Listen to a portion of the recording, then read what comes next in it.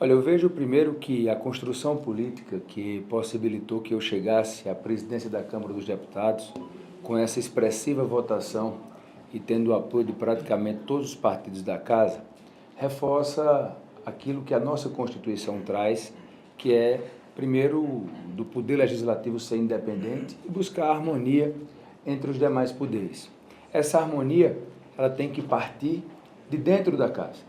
Por que de dentro da Casa? Porque nós temos que encontrar, num Brasil tão dividido, um parlamento, às vezes, tão preso ainda ali aos debates eleitorais que acabam se perseverando após o momento eleitoral, de podermos encontrar a mínima convergência em favor do país, porque nós temos muitos temas que, na minha avaliação, são muito mais prioritários do que, muitas vezes, debates ideológicos, que devem estar na pauta, porque penso eu que isso pode ser o nosso ponto de encontro, assim como o nosso nome foi, para que pudesse chegar a essa função tão importante dentro do nosso país. Trazer Ulisses Guimarães, trazer a nossa Constituição, é sempre, para nós que estamos na política, um estímulo para que não nos desviemos daquilo que nós devemos fazer enquanto representantes da população. Sabedores nós das nossas responsabilidades, não abrindo mão das nossas prerrogativas, defendendo essa independência e buscando sempre ter os assuntos do país em primeiro lugar. Esse será o nosso grande desafio e eu espero poder implementar, enquanto presidente da Casa, uma agenda eficiente e produtiva em favor dos mais de 200 milhões de brasileiros que esperam do nosso trabalho, penso eu, entregas e resultados importantes para o crescimento e o desenvolvimento do nosso país. Olha, eu vejo que analisar do final para o começo pode atrapalhar aquilo que nós estamos tentando fazer. A ideia, quando nós falamos isso, não é porque nós temos um nome ou um projeto de poder para as próximas eleições. É sim uma constatação de que os polos que governaram ou governam o nosso país, seja ele um polo de esquerda, um polo de direita, precisam cada vez mais fazer política com mais racionalidade e não ficarem presos, muitas vezes, a narrativas, a preciosismos que, na verdade, não representam aquilo que a população espera de nós. Então, o nosso discurso, a nossa fala, é para que esse gesto de maturidade política que a Câmara deu, encontrando uma unidade em torno de um nome para presidir a Casa, o Senado também fez isso com a eleição do senador Davi Alcolumbre, que isso possa perseverar, que nós tenhamos a capacidade com essa maturidade, com esse desejo de poder ver o Brasil prosperar, ver o Brasil passar, como também eu disse ontem na minha fala, podemos trazer o Poder Executivo para esse sentimento, a oposição para esse sentimento e, ao final, discutimos o que é importante para o país. Não há, da nossa parte, nenhum interesse de antecipar o debate eleitoral de 26. O interesse agora é trabalhar pelo Brasil. Nós temos que deixar de ser o Brasil do futuro para ser o Brasil do presente. E o Brasil do presente é enfrentar a agenda que o país tem nesse momento para o nosso país, enfrentarmos os problemas, discutirmos as grandes pautas, segurança pública, infraestrutura, sustentabilidade, educação, saúde, política pública para as pessoas com deficiência, podemos discutir o autismo, discutir a mulher na política, podemos avançar numa agenda que possa atender a complexa pluralidade que a sociedade brasileira tem. Esse é o grande desafio que nós temos e penso que com esse discurso de centro, sem se preocupar de onde a ideia vem, mas para onde ela nos leva, poder enfrentar uma agenda. Se uma ideia é boa e veio da direita, vamos discutir essa ideia, vamos tratar dessa pauta. Se a ideia é boa e veio da esquerda, fortalecermos o debate, discutirmos essa ideia e implementarmos ela para o nosso país, porque com isso, penso eu, nós não estamos aqui a favor deste ou daquele projeto. Quando agimos assim, estamos a favor do país. Então, esse é um desafio, Vitor, você que é uma pessoa que viveu Brasília, conhece como o Congresso funciona, Por mais que o presidente tenha o poder da pauta, ele não faz uma pauta única e exclusivamente sob a sua vontade. Existe um colégio de líderes representando os partidos que compõem a casa, que se reúnem semanalmente para definir as matérias que serão votadas. Essas pautas ideológicas, as pautas de costume, penso eu que elas não estão na prioridade do dia. É um debate interessante, às vezes até nos motiva mais do que debater coisas mais burocráticas, mas o que é que nós temos visto ao longo do tempo? Que essas pautas muito mais dividem o país do que, na verdade, trazem benefícios imediatos. Por quê? Porque a ideologia, costume, é muito daquilo que cada um tem sob o seu aspecto da sua vida, da sua criação, da sua formação educacional, da opção que você fez. E respeitar a opção de cada um é aquilo que o Brasil sempre soube fazer ao longo da sua história. Nós nunca doutrinamos, e eu não defendo nenhum tipo de doutrina, seja ela qual for, a favor desse ou daquele pensamento. Por quê? Porque isso é você estar procurando interferir naquilo que é, para nós, sagrado, que é a sua opção individual. Então, quando o Congresso adentra nessas pautas, eu penso que acontece isso que justamente você acabou de falar. Nós gastamos muita energia, ao final do dia o Congresso está dividido, um vai ali vencer ou perder por pouco, essa ideia quase nunca vai ter segmento e nós deixamos de, naquele momento, estar discutindo uma pauta que poderia, por exemplo, mudar a vida das pessoas, como pauta de distribuição de renda, de geração de emprego, de poder discutir aquilo que verdadeiramente o Brasil precisa. E eu vou procurar, enquanto presidente da casa, naquilo que me é atribuído, naquilo que me é garantido enquanto condutor da pauta, poder sempre forçar para que o Congresso tenha protagonismo e possa ter uma pauta positiva de encontro àquilo que o povo brasileiro espera de nós. Presidente, Olha, é importante aqui relembrar e poder reafirmar esse papel que o Congresso procurou cumprir ao longo dos anos, de ser sempre uma âncora de responsabilidade. A Câmara tem feito um trabalho, e aí os últimos presidentes, todos aqueles que eu pude acompanhar, nunca se distanciaram de uma coisa que é muito sagrada para nós, que é podermos ter essa estabilidade fiscal e responsabilidade com medidas que não venham a afetar negativamente a economia do país. O Congresso, na minha avaliação, deve seguir com esse valor. A nossa condução à frente da presidência da Câmara será muito equilibrada nesse sentido, não permitindo que a irresponsabilidade com os gastos públicos seja uma situação que venha a trazer um dano muito grande, principalmente para as pessoas que mais precisam. Porque é sempre bom ressaltar que não adianta distribuir renda com inflação alta, não adianta distribuir renda com a moeda fraca, não adianta distribuir renda sem ter investimentos para que se gere emprego, para que se gere oportunidade de trabalho. Tudo isso está concatenado. Quando você exagera demais para um lado ou para o outro, as consequências elas vêm. Como também nós não queremos entrar numa agenda que venha a privilegiar apenas ali setores mais fortes, o mercado financeiro, não é, quem detém o controle, vamos dizer, de maiores recursos dentro do nosso país, em detrimento de quem mais precisa. O Brasil sempre foi e sempre será o país do equilíbrio. Por isso que eu fiz questão de ontem reafirmar que não existe crescimento, não existe distribuição de renda com causa econômico, nem pode existir um país que venha a ter uma priorização daquilo que não é, para a grande maioria da população, uma prioridade, que é cuidar de quem mais precisa, que é podermos ter um Brasil que cresce. A nossa agenda deve estar justamente voltada para isso, para as pessoas que dependem do poder público para poder os filhos estudarem, que dependem do poder público para poder ter acesso à saúde, que dependem do poder público para poder ter acesso à segurança. Então é para essas pessoas, penso eu, que nós devemos legislar prioritariamente. E é isso que nós vamos procurar fazer à frente da Câmara dos Deputados. Eu digo sempre, Bruno, que quem não sabe de onde veio, não sabe para onde vai.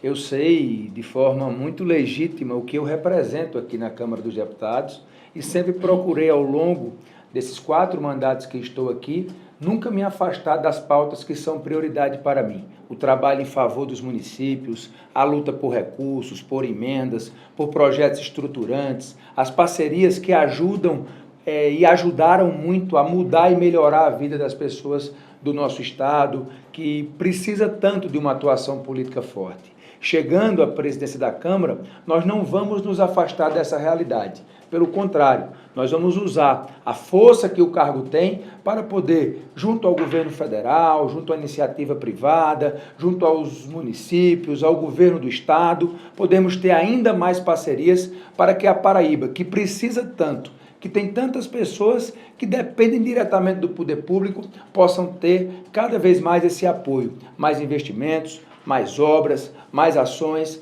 para que essa nossa passagem pela presidência da Câmara dos Deputados represente um tempo que projete a Paraíba ainda mais. Nosso Estado já vive um bom momento, já tem muitos investimentos, mas sabemos que isso pode ser ainda maior, pode ser ainda melhor, e nós vamos estar sempre em contato com o governador João Azevedo, com os prefeitos e prefeitas, com a nossa Assembleia Legislativa, com também o Senado Federal, para que essa grande parceria de unidade possa representar para a Paraíba tempos de ainda mais crescimento, de ainda mais desenvolvimento. Olha, primeiro dizer que o presidente Arthur Lira cumpriu ao longo desses 4 anos um trabalho muito exitoso em favor do parlamento, fortalecendo a atuação da Câmara dos Deputados, trazendo pautas importantes. A exemplo agora da última, que chamou muita atenção e era uma matéria que estava há mais de 30 anos sendo discutida na Câmara e no Senado, que foi a aprovação da reforma tributária. E Arthur foi um dos grandes construtores dessa nossa eleição. Então, se ele teve esse papel, é porque ele tem a confiança dos pares e foi um presidente que conseguiu corresponder à confiança dos seus colegas quando presidiu a Câmara por 2 vezes. O estilo e a natureza, cada um tem o seu, tem a sua, né? Então, o estilo do presidente Arthur é muito próprio dele. E ele tem as suas qualidades, as suas virtudes e também os seus defeitos, assim como o deputado Hugo Mota estabelecerá o seu estilo, com as qualidades, virtudes e também os meus defeitos, que não são poucos. Então eu vou procurar, nesse momento de tanta responsabilidade, me dedicar para ouvir mais. Eu sempre procuro dizer que o diálogo é a melhor ferramenta para que você possa fazer política pública, para que você possa representar os anseios da população, e com esse estilo eu vou procurar ouvir, até ficar rouco, porque fazendo isso eu penso que diminui as chances de errar, aumenta as chances de acertar. E também na minha fala ontem, eu fiz questão de dizer que quando um só decide, aumenta muito a chance de erro. Quando você decide com o coletivo, quando você decide em grupo, quando você decide conversando, dialogando, com certeza a chance de acertar aumenta, e o Brasil não tem mais tempo para errar, a Câmara dos Deputados também não, e vamos procurar acertar em favor do nosso país. Presidente, parabéns. Primeiro ponto que nós aqui dialogamos, porque recebemos as 27 representações estaduais das bancadas federais aqui na casa, justamente para ouvir de maneira menos contaminada da questão partidária, da questão ideológica, sobre o funcionamento da casa, como nós podemos encontrar ali ideias que venham a trazer mais eficiência e uma entrega melhor ao povo brasileiro sobre o funcionamento da Câmara. É importante aqui ressaltar que a Câmara mudou um pouco o seu formato, principalmente nesses últimos anos, porque atravessamos um período de pandemia. E esse período onde o Congresso funcionou nos obrigou a nos reinventarmos. Nós buscarmos uma maneira de produzir legislativamente, de votar as matérias, com todas as imposições que a pandemia nos obrigava, do isolamento social e da impossibilidade do Congresso funcionar de forma normal como funcionava antes. A pandemia se acabou, mas algumas coisas que a pandemia trouxe, elas não voltaram mais a ser como eram antes. A exemplo hoje do teletrabalho, por exemplo, que funciona tão bem em muitas empresas. Hoje se faz muitas reuniões usando aí os meios digitais, eletrônicos, as videoconferências. O Congresso também passou a funcionar assim um tempo. E nós tivemos, depois da pandemia, por exemplo, o uso do Infoleg, que é um aplicativo onde os parlamentares votam pelo celular. Isso tem para o funcionamento da casa muitas virtudes. Você muitas vezes está no ministério, não tem que voltar correndo para a Câmara para votar, ajuda, agiliza o processo legislativo. Mas tem uma consequência que para mim não é tão boa, que é um pouco do esvaziamento do plenário. O plenário, que é tão importante, é o coração da casa, é ali onde pulsa o sentimento de cada deputado, de cada lado, do governo, da oposição, e o plenário esvaziado perde a casa. Então nós vamos procurar, dialogando, encontrar uma maneira onde o plenário possa funcionar melhor, onde o plenário possa ter ali o cumprimento da sua grande função, que é ser o palco do debate das ideias. O parlamento é isso, o parlamento é o enfrentamento, é a discussão, cada um com seu ponto de vista, onde você vence e é vencido, onde você muda ali num discurso na tribuna um voto de um parlamentar que pensava diferente daquilo que você pensava. Então nós precisamos voltar com isso, eu tenho esse sentimento e é um dos pontos que nós vamos tratar amanhã na reunião de líderes, na discussão que nós queremos fazer sobre o funcionamento da casa pelos próximos 2 anos, buscando o fortalecimento do plenário, numa participação mais maciça, mais massiva dos parlamentares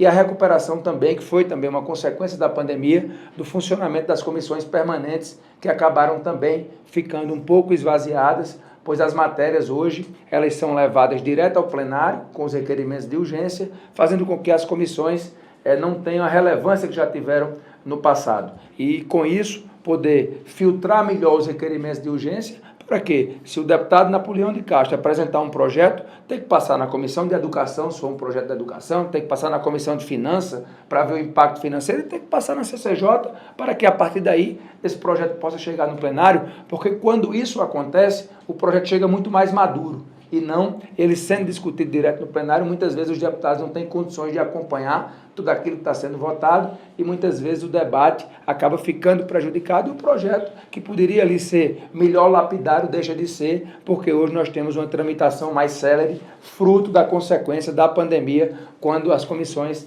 deixaram de funcionar e o plenário ficou funcionando apenas de forma remota. Presidente. Esse tema é o tema que mais divide a casa hoje. Você tem o PL defendendo que se vote a anistia para os presos lá do episódio do 8 de janeiro e você tem a esquerda, o PT principalmente, defendendo que esse assunto não seja debatido, não seja votado na casa. Como eu disse aqui inicialmente, a pauta ela é feita pelo presidente com a participação dos líderes e com certeza esse será um tema que será levado para essas reuniões nos próximos dias e nós vamos conduzir com a maior imparcialidade possível. O presidente Arthur, antes do final do ano, antes do final do seu mandato, estabeleceu que uma comissão especial deveria ser formada para discutir o texto desse assunto, e aí vamos agora na volta dos trabalhos, com muita responsabilidade, com muita cautela, para não nos excedermos em nenhum ponto, nem a favor de um lado nem de outro,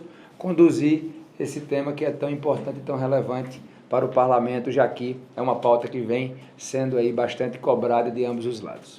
Olha, eu vejo que a minha responsabilidade para com a minha cidade, quem primeiro me projetou politicamente, aumenta ainda mais. Nós vamos buscar, claro, tendo sempre muito equilíbrio, priorizar as ações e as parcerias com o município.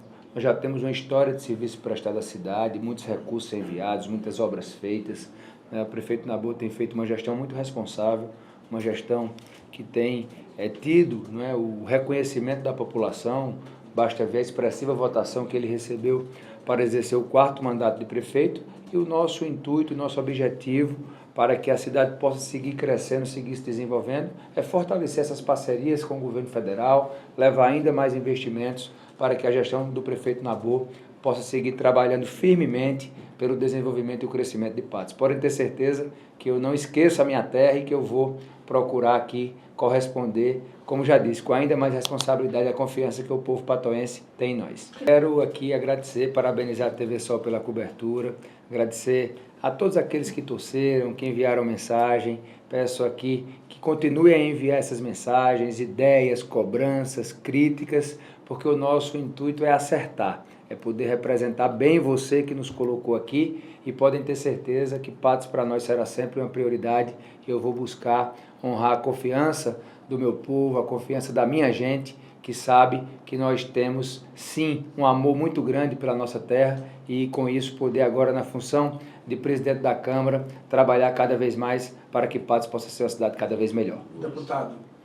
Olha, primeiro que não é novidade, é o grupo político que nós fazemos parte na Paraíba, que é o grupo político liderado pelo governador João Azevedo. Eu tenho dito nas minhas falas que eu defendo a unidade desse grupo, eu defendo que estejamos sempre dialogando, não por uma preferência pessoal, ou muito menos por um interesse único e exclusivo do meu partido. Eu defendo a unidade e essa aliança porque ela tem feito bem à Paraíba. O governador João Azevedo tem feito um grande trabalho à frente do Estado. A Paraíba nunca viu tantos investimentos em todas as áreas, em todas as regiões, em praticamente todos os municípios. João Pessoa, nossa capital, vive o melhor momento da história.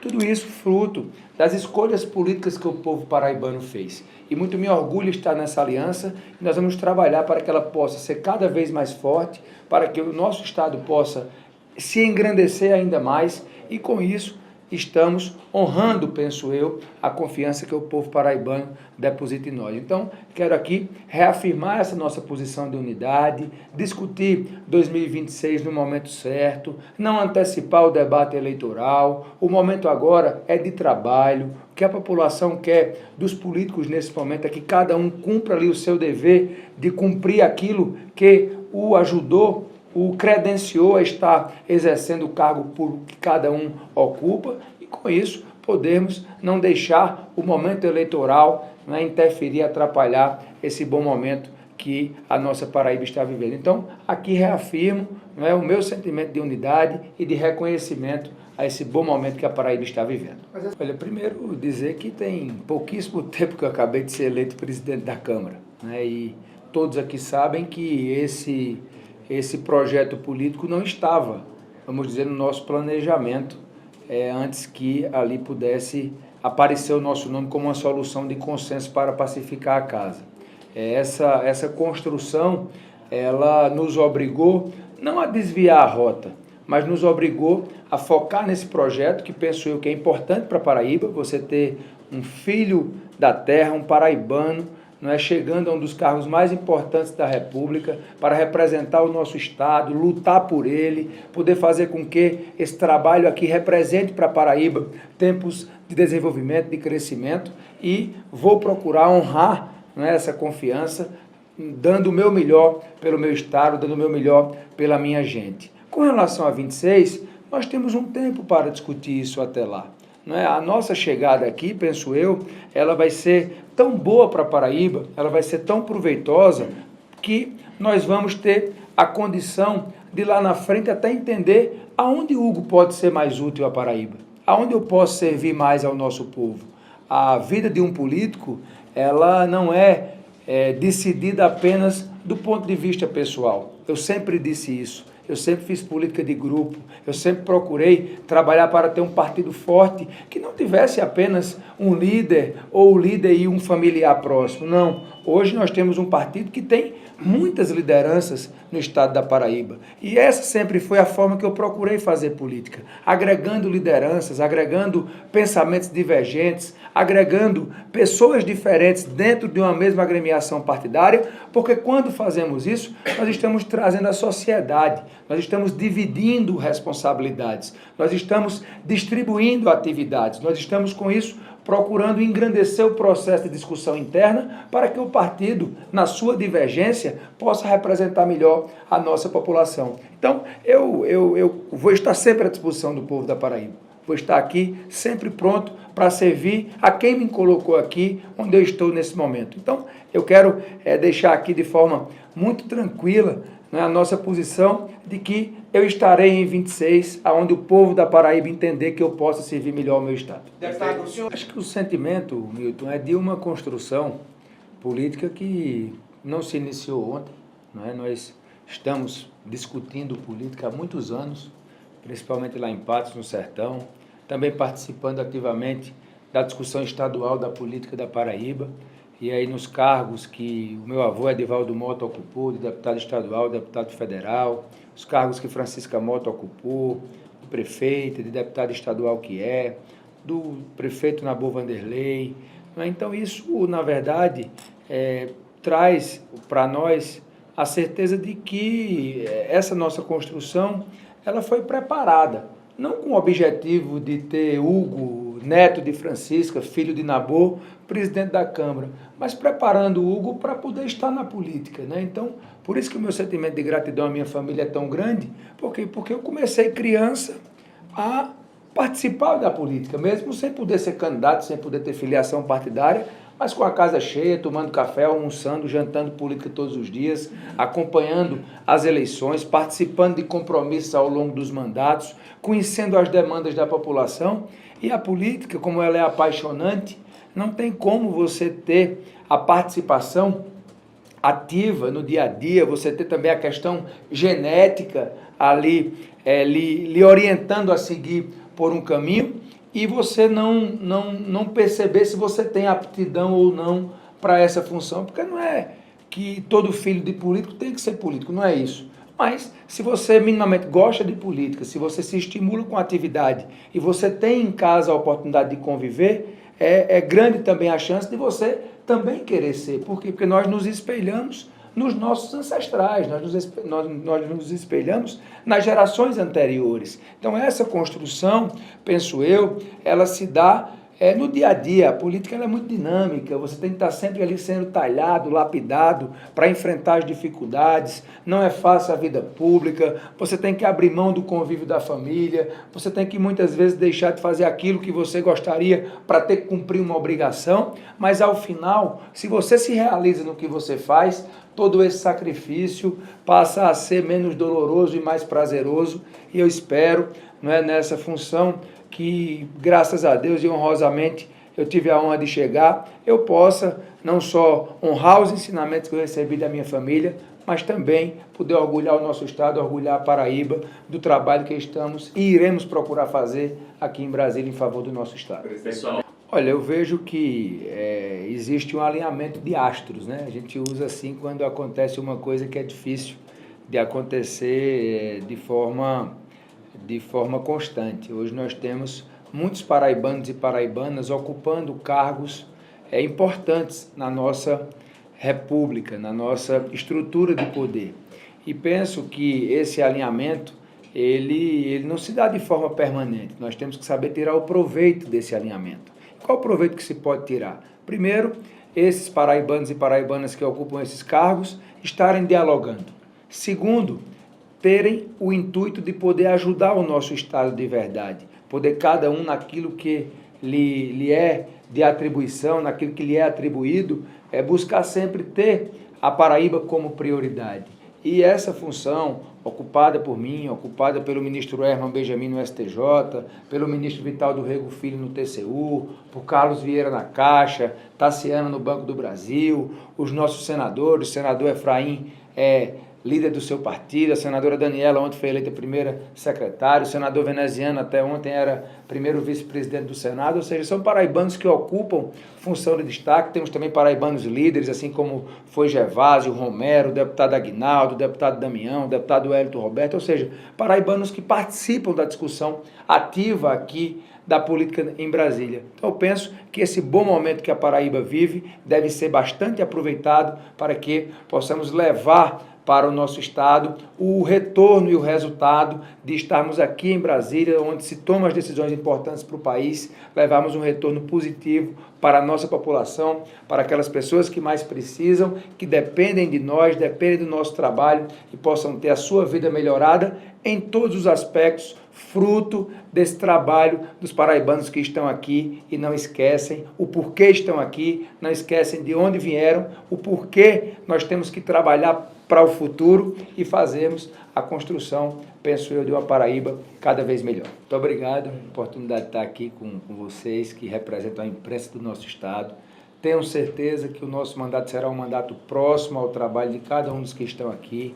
Queremos estar sempre disponível, não é sempre que a gente pode, mas sempre que puder, dando um retorno, um feedback para o nosso Estado, para a Paraíba, porque é fundamental que o nosso Estado, principalmente aquele que nos elege, né, aqueles que nos colocam aqui, precisam estar acompanhando no dia a dia aqui o trabalho que vamos procurar fazer em favor da Paraíba, em favor do Brasil, e o veículo para que isso possa chegar na ponta, chegar a essas pessoas, está aqui nessa sala. Estão aqui nos veículos de imprensa, nos blogs, nas rádios, nas TVs, nos portais, nas redes sociais, de vocês que têm a credibilidade necessária para levar a notícia. Então, agradecer por esse momento. Para mim foi muito importante tê-los aqui, é um momento que eu guardarei para sempre no meu coração, e podem ter certeza que vamos aí fortalecer cada vez mais esses vínculos, essa relação, para que o povo da Paraíba possa acompanhar o nosso trabalho, a nossa luta aqui em Brasília. Muito obrigado.